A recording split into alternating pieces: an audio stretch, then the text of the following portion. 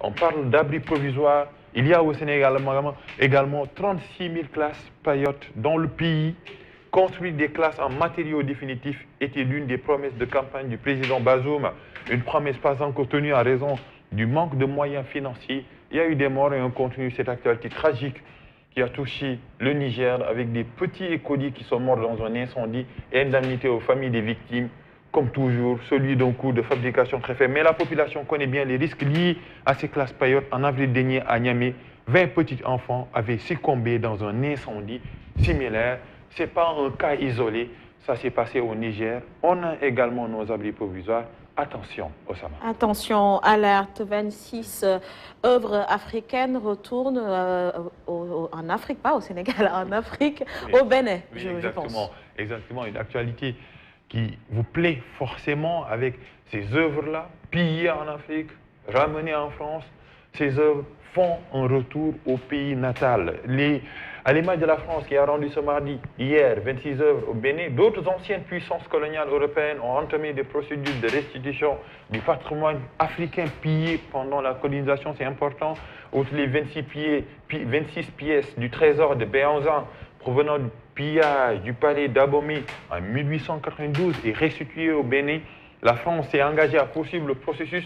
Le Sénégal, notre pays à Paris, doit ainsi prochainement récupérer la pleine propriété d'un sabre et de son fourreau attribué à l'âge mortal, grande figure militaire religieuse ouest-africaine du 19e siècle. On continue cette actualité liée au rapatriement de notre imaginaire qui passe par là. Oui, on continue avec la complicité, oui. Objet symbolique de son côté, la Côte d'Ivoire qui a officiellement demandé fin 2018 à la France la restitution de 148 œuvres se verra bientôt mettre le Didi Ayokwe. Je pense que c'est la bonne prononciation sous le contrôle de Osama. Le tambour parleur du peuple ébrié, réclamé de longue date. L'université de Cambridge a remis le 27 octobre au Nigeria une sculpture de coq en bronze. Les œuvres qui reviennent sur leur terre d'origine. Et je pense que c'est une bonne nouvelle pour nous qui adorons la culture et l'art, Osama. C'est une très bonne nouvelle et nous attendons vivement le rapatriement complet de ces œuvres. Ça va vider certains musées et autres, mais voilà, c'est notre dû. Donc c'est notre patrimoine qui retourne au pays. Nous avons déjà le sabre de El Hadj Omar pour une exposition à durée indéterminée au musée des civilisations africaines. Mais on attend l'octroi définitif de ce trésor et son manteau également est attendu. Pourquoi pas.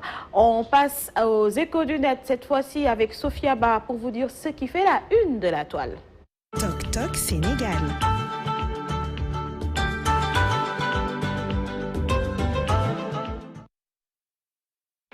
Alors justement pour les échos du net, Oussama, on parle comme Ninko Sank du contenu indécent sur la toile qui est exposé aux enfants. Phénomène Ben Armatini, c'est partout dans le monde qu'on le voit et certaines personnes, certains internautes en ont parlé sur la toile. On le voit ici avec ce petit écolier surexposé.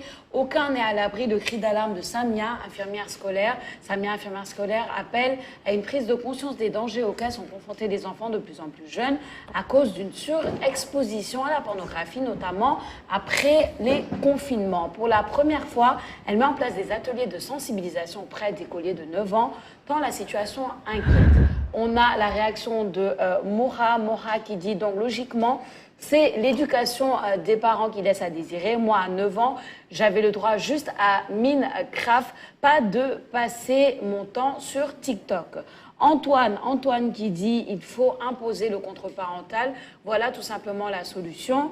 Dani qui dit c'est surtout les parents qui donnent des téléphones trop tôt à leurs enfants sans les surveiller. Ryan GRM m'emmenait surtout qu'avoir un téléphone à 9-10 ans, à part bousiller le cerveau de ton enfant, ça ne sert strictement à rien. Eran qui répond oui, mais les temps ont changé aujourd'hui, les gamins.